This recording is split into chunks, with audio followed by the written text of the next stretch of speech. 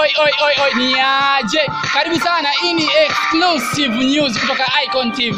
Mimi naitwa Dani Kaboma, the Icon mwenyewe, lakini kama bado hujasubscribe YouTube channel yetu, subscribe sasa hivi ili usipitwe na uhondo wa vipindi vingi vizuri ambavyo vinaruka kupitia hapa kwenye TV yetu. TV inajulikana kama Icon TV. So kazi yako kubwa ni kubonyeza hilo neno hapo chini ambalo limeandikwa subscribe, ambalo lina ufito mwekundu. Ukishabonyeza hilo neno, tayari utakuwa umeshakuwa mwanafamilia yetu, na chochote ambacho kitakuwa happen basi wewe utakuwa wa kwanza kukifikia.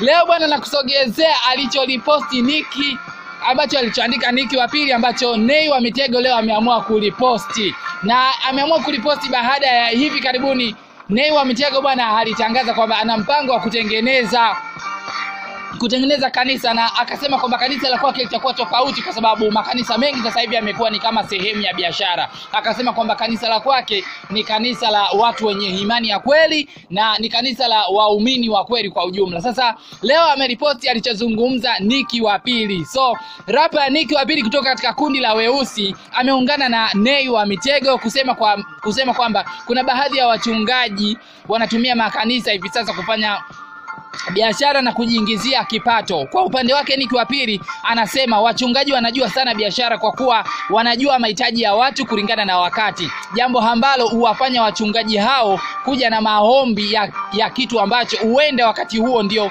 hitaji kubwa kwa walio wengi, hivyo ni lazima watu wenye hitaji hilo waweze kufika katika madhehebu hayo. Maombi ya kuwaombea waliokosa waume.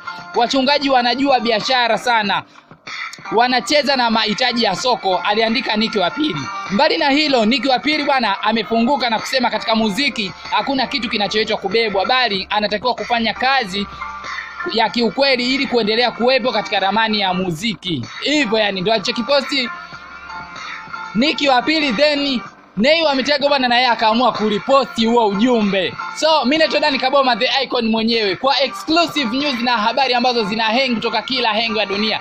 Subscribe sasa hivi YouTube channel yetu kama nilivyokuambia, ili usipitwe na uhondo pia wa vipindi vingi vizuri ambavyo vinaruka kupitia hapa. Mimi naitwa Dani Kaboma, Instagram natumia Dani Kaboma, Facebook pia natumia Dani Kaboma. Lakini unaweza ukatucheki pia kwenye account yetu ya Icon TV TZ huko Instagram. Shukrani kwa kuwa pamoja na mimi.